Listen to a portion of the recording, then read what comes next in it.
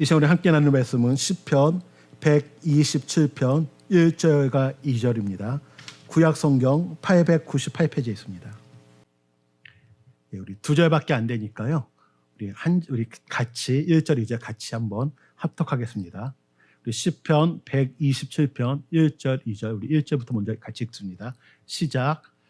여호와께서 집을 세우지 아니하시면 세우는 자의 수고가 헛되며 여호와께서 성을 지키지 아니하시면 파수꾼의 깨어있음이 헛되도다. 너희가 일찍이 일어나고 늦게 누우며 수고의 떡을 먹음이 헛되도다. 그러므로 여호와께서 그의 사랑하시는 자에게는 잠을 주시는도다. 아멘. 우리 좌우에 계신 분들, 앞뒤에 계신 분들과 우리 사랑합니다 인사하겠습니다. 예, 사랑합니다. 사랑합니다. 예. 혹시 어제 잠은 잘 주무셨는지요? 잘 주무셨나요? 예. 잠을 잘 주무실 수 있는 것, 그것은 은혜입니다.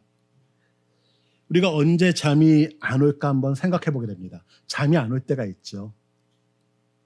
그것은 환경적인 여건도 있고 내 개인적인 그런 요소도 있습니다. 만약에 밖이 너무나 시끄럽고 막 그러면 잠을 잘 못 잘 수가 있습니다. 어제 저도 잠자려고 하는데 막 오토바이가 막 하는 소리가 나고요.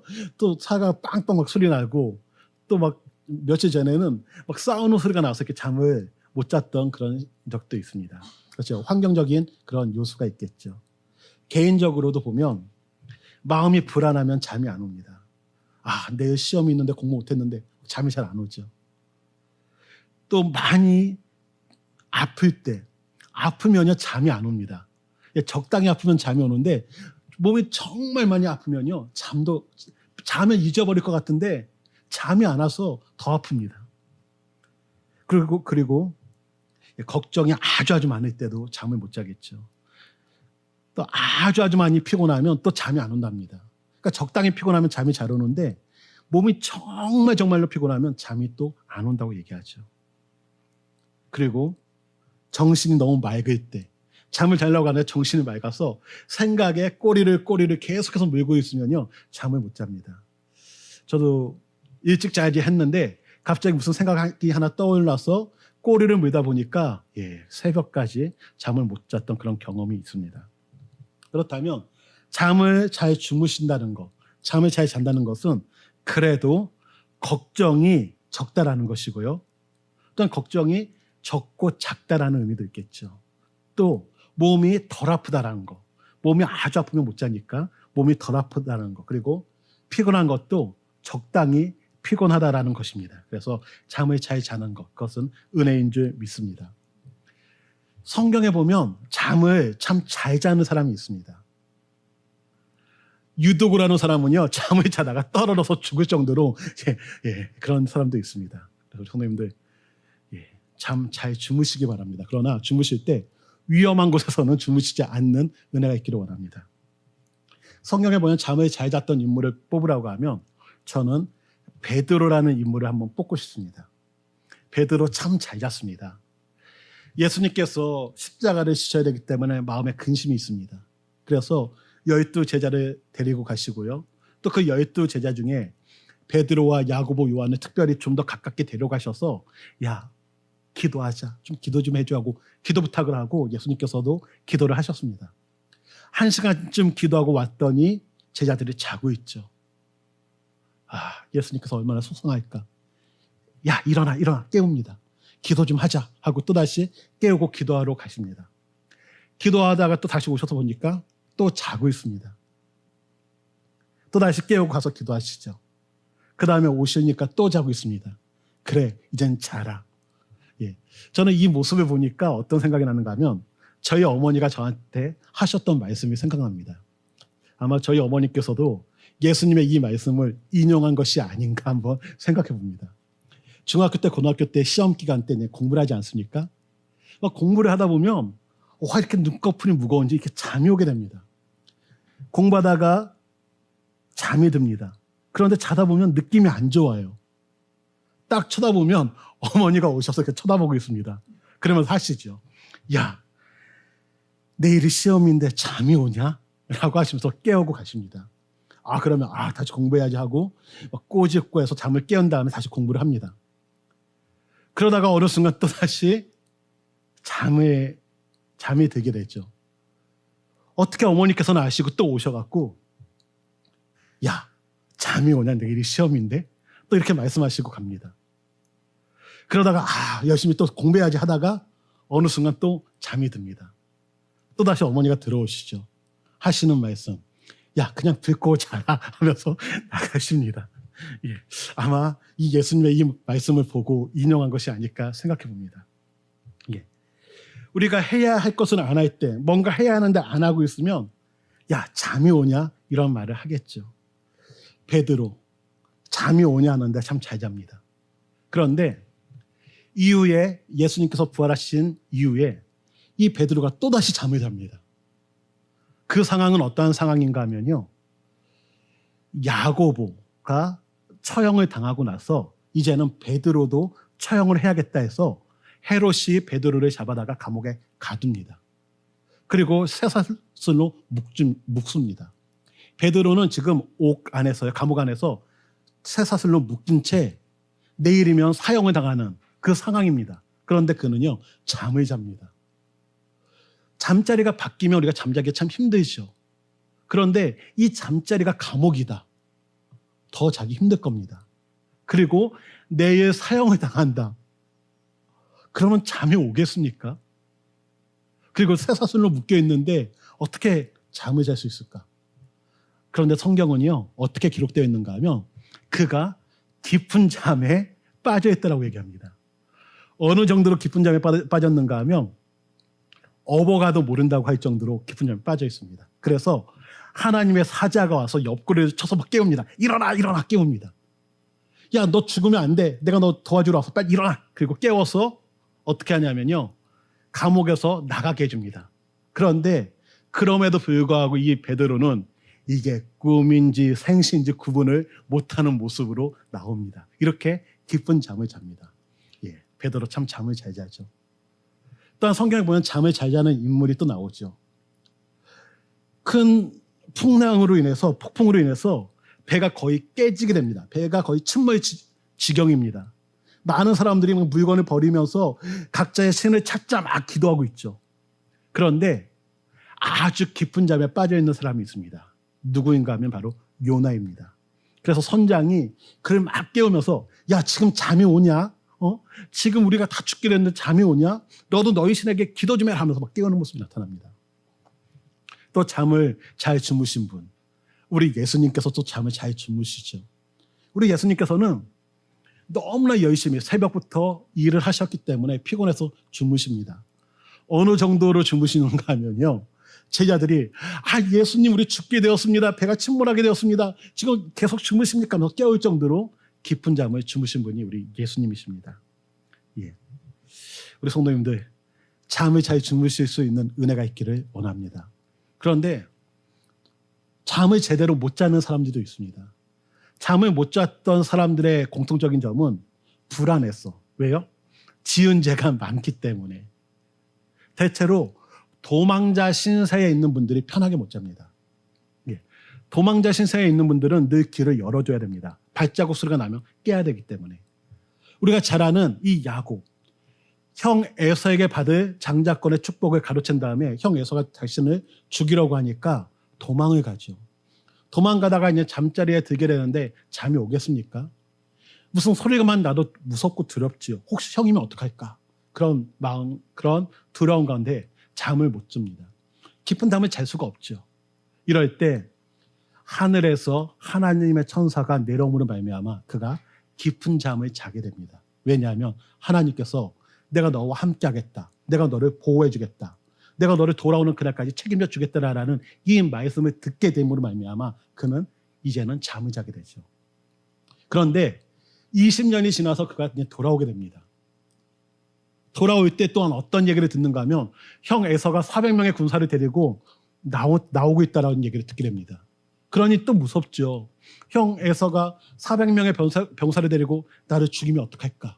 그래서 그는 밤새 잠을 못 잡니다. 그리고 무엇을 하게 되냐면요. 밤새 하나님의 사자와 씨름을 하는 모습으로 나타나죠. 또한 잠을 못 잤던 사람이 누구일까 생각해 보면 다윗이 잠을 못 잤을 겁니다. 그가 골리앗을 죽이고 나서 얼마나 행복했을까?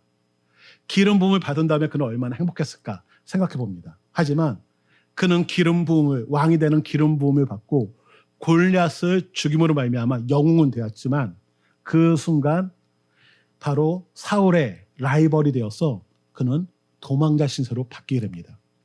저는 예전에 그 역사책을 보면서 어떤 이야기를 듣게 됐는가 하면 우리가 잘 아는 이순신 장군 있지 않습니까? 그 이순신 장군에 대해서 백성들이 너무나 좋아하죠. 왕 선조는 백성들을 버리고 강화도로 이렇게 도망을 가는데 이순신은 백성들을 위하여 전쟁에서 승승장구하는 모습. 그러니까 이 백성들이 선조보다는 이순신을 따르는 모습으로 나타납니다. 그러다 보니까 이 선조는 이순신을 시기해갖고 옥에 가두고 백에 종군시키는 그런 모습도 나타나죠. 그리고 우리가 알다시피 이순신 장군이 일본과의 전쟁에서 명량에 대한 이런 전투에서 완전히 승리하고 났을 때 오히려 선조에게 죽임을 당할 수 있는 그런 상황. 그래서 학자들 중에서는 이순신 장군이 앞으로 나가서 총에 맞아 죽은 이유 중에 하나가 만약에 그가 승리하고 돌아오면 역적이 될 수 있었기 때문에 오히려 적의 총을 맞고 죽었다라고 이야기하는 분도 있습니다. 왜냐하면 선조가 가만히 두지 않을 것을 알았기 때문에. 마찬가지로 이 다윗도 골리앗을 죽이고 나서 사울은 천천히요 다윗은 만만이라는 얘기를 듣고 사울의 시기함으로 말미암아 도망자 신세가 됩니다. 자그만치 10년 정도를 도망자 생활을 하게 되죠. 사울 한 명이 따라와도 무섭지 않겠습니까? 한데 사울이 군사 3,000명 이상 되는 군사를 동원해서 다윗을 잡아 죽이기 위해서 또한 다윗이 어디 있는지 그 정보를 주면 상을 주면서 다윗을 잡으려고 합니다. 만약에 미국 정도, 중국 정도, 러시아 정도의 땅 크기라면 그래도 도망 다닐만 합니다. 하지만 이 이스라엘은 우리나라 강원도 크기밖에 안 됩니다. 그 크기에서 3,000명 되는 병사들이 자기를 잡으러 돌아다닐 때 그는 얼마나 불안했을까. 또 문제는 본인 혼자라면 이렇게 변장도 하고 해서 숨어 있을 수가 있는데 왜 이렇게 또 무리들이 우리도 다윗 당신을 따르겠습니다 해서 400여 명 이상 되는 무리들이 다윗을 함께 따라다닙니다. 그러니 그가 다니는 곳마다 들통날 수밖에 없겠죠. 그는 얼마나 두려웠을까, 무서웠을까. 잠자는 게 쉽지 않습니다. 하지만 그는 하나님께서 함께 하신다는 그 믿음, 은혜로 편안한 잠을 자게 된 줄 믿습니다. 그러기에 우리 성도님들 오늘 본문에서도 말하고 있죠. 하나님께서 그의 사랑하는 자에게는 잠을 주시는 조다. 예, 잠을 잘 자는 것, 잘 주무시는 것, 은혜인 줄 믿습니다. 그렇다면 잠을 잘 잔다는 것은 하나님께서 사랑하는 자에게 주시는 하나의 증표입니다. 그러면 이런 분들 있잖아요. 와, 나 잠이 많은데. 우리 학생들 중에는, 우리 청년들 중에는 잠이 많은 청년들이 있습니다. 그러면 야, 하나님이 나 정말 많이 사랑하나 보다 하면서 예배 때마다 주무시면 하나님이 정말 나를 사랑하시는구나 이렇게 느끼는 분도 혹시 계실 수 있는데 잠을 주신다라는 의미가 무엇일까를 한번 생각해 보기를 원합니다. 1절과 2절의 상반절을 보면 반복되는 단어가 있습니다. 그 단어가 무엇인가 하면 헛되다입니다. 집을 세우는 자의 수고가 헛되고 성을 지키는 자의 수고가 헛되며 일찍 일어나고 늦게 누우며 수고의 떡을 먹음이 헛되다. 이렇게 말하고 있습니다. 집을 세우는 자, 여기서 집을 세우는 자는 어떤 사람인가 하면 그냥 아무런 능력도 없고 집을 건축해 본 경험도 없는 사람이 집을 짓는다. 이런 사람을 얘기하는 게 아니라 건축에 있어서 전문적인 지식과 기술을 지닌 사람을 말합니다. 그러니까 전문적인 지식과 기술을 지녔고 그 사람이 최선을 다해서 노력을 한다. 그러면 그 집은 멋진 집이 나와야 되죠. 그런데 이 집이 헛된 집이 된다는 겁니다. 헛되다는 것은 뭐냐면 아무런 유익이 없다. 남는 것이 없다. 허무하다라는 의미가 있습니다. 그러니까 그 집을 지은 게 의미가 없는 무의미한 일이 된 것을 말합니다. 어떨 때 그런 일이 벌어질까? 정말 열심히 딱 집을 지었는데 갑자기 지진이 일어나서 그 집이 무너졌다. 아, 참 헛수고가 되는 것이죠. 오히려 손해를 보게 되죠. 또한 이렇게 열심히 집을 딱 지었는데 이번에 부산 지역 비가 많이 왔죠. 그 피해를 본 것처럼 많은 비로 인해서 침수당했다. 얼마나 허무할까. 그래도 우리나라는 비가 많이 왔다고 하지만 중국만큼 비가 많이 오진 않았습니다. 중국 같은 경우는 지금 너무나 많은 비가 왔기 때문에 지금 이재민만 4,500만 명이 넘는다고 합니다. 그러니까 우리나라의 인구 수준이 하나의 이재민이 됐고요. 또 여기서 끝나는 것이 아니라 계속해서 비가 오고 있다 보니까 양쯔강댐이 지금 무너질 수도 있다고 얘기합니다. 그러니까 이 양쯔강댐에서 이렇게 물을 할 수 있는 양이 400만 톤이라고 얘기합니다. 이 정도면 어느 정도의 양인가 하면요. 예전에 우리나라에서 어떤 일이 있었는가 하면 북한이 우리나라 서울과 강원도 지역을 물로 침수시키겠다 해서 금강산댐을 만든 적이 있습니다. 제가 초등학교 때입니다. 이때 우리나라 정부에서는 그들이 물로 우리를 홍수 일으킬 경우 대응해야 된다. 대응댐을 만들어야 된다. 해서 평화의 댐이라고 해서 이렇게 모금운동을 한 적이 있습니다. 이때 금강산댐에 모을 수 있는 그 물의 양이 200만 톤이라고 얘기합니다. 그렇다면 그 2배가 되는 양의 물이 되겠죠. 그래서 양쯔강댐이 무너질 경우는 정말 중국 같은 경우 상당히 많은 피해가 있을 수밖에 없습니다. 그뿐 아니라 그 영향으로 인해서 원자로 발전소가 붕괴되기 때문에 우리나라 서해 지방도 우리나라도 직접적으로 타격을 받을 수밖에 없다라고 말하고 있죠. 이렇게 우리가 수고를 하고 열심히 했지만 헛될 수 있는 인생이 바로 우리들의 인생입니다. 또한 이렇게 얘기합니다. 성을 지키는 자의 수고가 헛되다. 그러니까 파수꾼이 성을 지키는 이유는요. 적들이 침범하지 못하도록 지키는 겁니다. 그래서 밤을 깨어서 잠을 깨어서 계속해서 그 성을 지키죠. 그런데 그 수고가 헛되다. 스파이들이 들어오고 적이 들어온다. 그렇다면 의미가 없지 않습니까? 또한 남들보다 일찍 일어나며 늦게 누우며 수고의 떡을 먹음이 헛되도다. 남들보다 일찍 일어나고 늦게까지 일하고 눕는 이유가 뭘까요? 더 좋은 결과를 얻기 위해서. 학생들이 다른 친구들보다 먼저 일어나서 공부하고 늦게까지 공부하는 이유가 무엇인가 하면 너보다 내가 더 좋은 성적 받아야지. 다른 가게보다 일찍 문 열고 다른 가게보다 늦게 문을 닫는 이유가 다른 가게보다 더 많은 수익을 창출하기 위해서 그런 노력을 하는 거죠. 이렇게 수고를 했는데 이 수고가 헛되다. 힘 빠지지 않겠습니까? 어떻게 보면 이번 부산 지역 피해본 곳이 300 몇 군데 이렇게 얘기가 나왔는데 정말 이제는 많은 것을 준비하고 좀 느릴까 했는데 이 비로 인해서 모든 것이 다 휩쓸려 갔을 때 그의 마음은 어떠했을까? 또 어떤 지역은 그 연탄을 이렇게 사용하는 지역인 것 같더라고요. 연탄을 많이 준비가 되어 있습니다. 그런데 이번에 비가 오므로 말미암아 그 연탄이 다 무용지물을 했을 때 허무해하는 모습들. 하나님께서 우리에게 말씀하시죠. 사랑하는 자에게 잠을 주신다. 이 잠을 주신다라는 의미는 어떠한 의미인가 하면요. 바로 너희 인생을 헛되지 않는 인생이 되게 하시겠다라는 의미입니다. 우리 성도님들, 하나님이 사랑하는 자는요. 헛된 인생을 안 살게 될 줄 믿습니다. 우리의 하는 일이 헛된 인생이 아니게 될 줄 믿습니다. 그렇다면 헛된 인생이 안 된다. 이것은 뭐냐면 열매를 거둔다는 겁니다. 어떠한 열매를 거둘 것인가? 바로 첫 번째 우리가 거두게 되는 열매는요. 가장 확실한 상급이 있다는 겁니다. 하나님을 사랑한다는 것은요. 하나님이 함께한다는 것이고 하나님과 함께한다는 것은 하나님 안에 거한다는 겁니다. 하나님께 거한다는 것은 당연히 예수님을 믿고 그 도를 따른다는 것. 즉 하나님을 믿는 자에게 있어서 가장 확실한 상급은 무엇인가? 천국이 보장된 사람들인 줄 믿습니다. 이 세상에서 열심히 사는 사람들, 열심히 수고하는 사람들 아무것도 없을까요? 있죠. 거두게 됩니다. 많은 물질을 거두고 많은 재산, 어떻게 보면 우리가 좋아하는 것들을 거둘 수가 있습니다. 그러나 이것이 헛되고 무의미하고 남는 것이 없는 이유는 무엇인가 하면 하나님 나라를 생각할 때 이것은 아무런 소용이 없다라는 겁니다.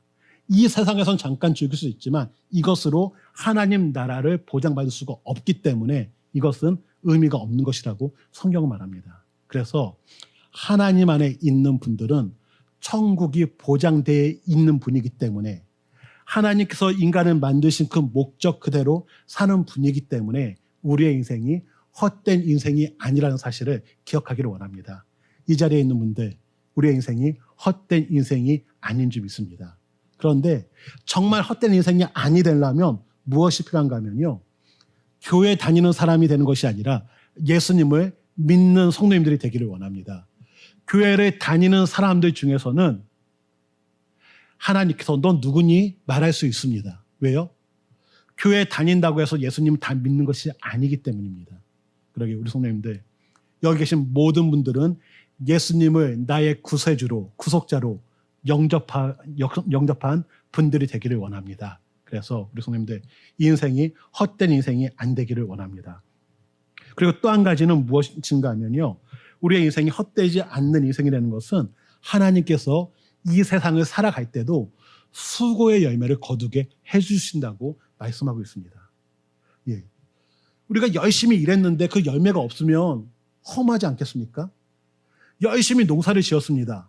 야, 농사 지었어. 이제는 이제 추수해야지 했는데 딱 했더니 알갱이가 없습니다. 열매가 없습니다. 열심히 과수원을 가꾸고 해서 사과들이 많이 열렸습니다. 배가 열렸습니다. 복숭아가 열렸습니다. 그런데 갑자기 우박이 내리고 폭우가 내려서 다 휩쓸려 내려갔다. 내가 거둔 게 없다. 참 험하지 않습니까? 하나님께서 수고한 대로 거두게 하나님께서 수고한 열매를 주신다는 것은 거둠의 은혜를 주신다는 겁니다. 우리 성도님들, 거둠의 은혜를 누리기를 원합니다. 내가 수고했을 때 거두는 것, 당연한 것이 아니죠. 내가 자유가 없다면, 내가 자유인이 아닌 종이라면 내가 열심히 일해도 내가 거둬도 그건 내 게 아니라 주인의 것으로 바뀌게 됩니다. 그런데 하나님께서 나에게 거두게 해주신다는 것은 우리에게 자유의 은혜를 주셨다는 겁니다. 또한 이것을 누릴 수 있는 은혜를 주셨다는 겁니다. 그러게 우리 성도님들, 하나님께서 잠을 주신다는 것은 우리의 인생이 헛되지 않게 한다. 우리로 하여금 천국이 보장되었고 또한 우리로 하여금 수고의 열매를 거두고 누리는 은혜를 주셨다라는 것을 기억하기를 주님의 이름으로 축원해 드립니다. 또 하나님께서 잠을 주신다는 것은 어떤 의미가 있는가 하면 잠을 잘 때도 하나님께서 채워주신다라는 의미가 있습니다. 내가 뭔가 일을 해야 되는데 그 일을 끝내지 못해서 내가 잠을 못 자고 있습니다. 그런데 하나님께서 야, 너 잠 자. 그 말은 뭐예요? 내가 해결해 줄게. 내가 도와줄게. 내가 그 일 해줄게. 해결해 줄게. 이스라엘 백성이 출애굽 상에서 앞에 홍해가 있죠. 그때 그때 모세가 얘기하죠. 너희는 가만히 있어 하나님이 하시는 일을 볼지어다라고 말합니다. 하나님의 일하심을 선포하죠. 하나님께서 우리에게 잠을 주시는 것은 너 자, 내가 그 해결해 줄게. 내가 너를 하여금 평안함을 줄게. 예, 하나님이 주시는 그 평안함의 약속인 줄 믿습니다. 우리 성도님들 기억하기를 원합니다. 우리가 살 때 일을 하게 되어 있습니다. 하나님 우리에게 일을 주셨습니다. 그런데 그 일은 헛된 노동일 수도 있고 복된 노동이 될 수도 있습니다. 하나님과 함께하는 인생은 그 삶이 헛된 노동이 아닌 복된 노동의 삶인 줄 믿습니다. 그러기에 우리 성도님들 하나님과 함께함으로 말미암아 복된 노동이 되는 은혜가 있기를 주님의 이름으로 축원을 드립니다. 예, 말씀의 결론을 맺고자 합니다. 하나님께서는 하나님을 경외하는 자, 하나님을 의지하고 하나님 안에 거하는 자, 그리고 하나님의 말씀을 지키며 나아가는 자, 하나님 뜻대로 살고자 하는 자에게 그 인생이 헛되지 아니하는 천국의 상급을 보장해 주시는 그 은혜를 주십니다. 또한 우리가 이 세상 살아갈 때도 우리로 하여금 수고의 열매, 땀을 흘릴 수 있는 공간을 허락해 주시고 그 땀을 흘렸을 때 그 열매를 거둘 수 있고 그 열매를 거둔 것을 누릴 수 있는 복도 주시는 줄 믿습니다. 하나님의 은혜를 통해 거두시고 누리시는 은혜가 있기를 주님의 이름으로 축원드립니다. 또한 여기서만 그치는 것이 아니라 하나님이 주신 것을 우리가 누렸다면 이것을 나누는 은혜로 연결되는 그러한 복된 인생이 되시기를 주님의 이름으로 축원드립니다. 이 시간에 같이 한번 찬양하고 싶은 곡이 있는데 이런 찬양이 있습니다. 날마다 숨쉬는 순간마다 내 앞에 어려운 일 보내. 우리가 내일 일을 알고 있다면 좋지만 우리는 내일 일을 모르니까 늘 불안합니다. 내가 준비를 열심히 했다고 해서 그 준비했다고 해서 편한 것이 아니죠. 어떤 일이 벌어질지 모르기 때문에. 그러나 우리가 기억할 것은 하나님께서 함께 하신다는 이 약속을 붙잡고 살아갈 때 하나님이 주시는 평안함을 누리고 잠을 주무시게 될 줄 믿습니다. 우리 같이 찬양하겠습니다.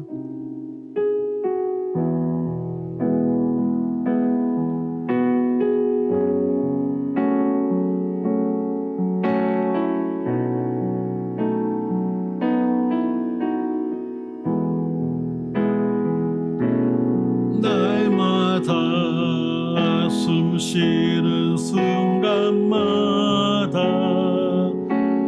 내 앞에 어려운 일 보내. 주님 앞에 이 몸을 맡길 때 슬픔 없네, 두려움 없네. 주님의 그 자비로운 손길 항상 좋은 것 주시도다. 사랑스레 아픔과 기쁨을 수고와 평화와 안식을 날마다 주님 내 곁에 계셔 자비로 날 감싸 주시네. 주님 앞에 이 몸을 맡길 때 힘주시 내 위로함 주네. 어린 나를 품 안으시소 항상 평안함 주시도다.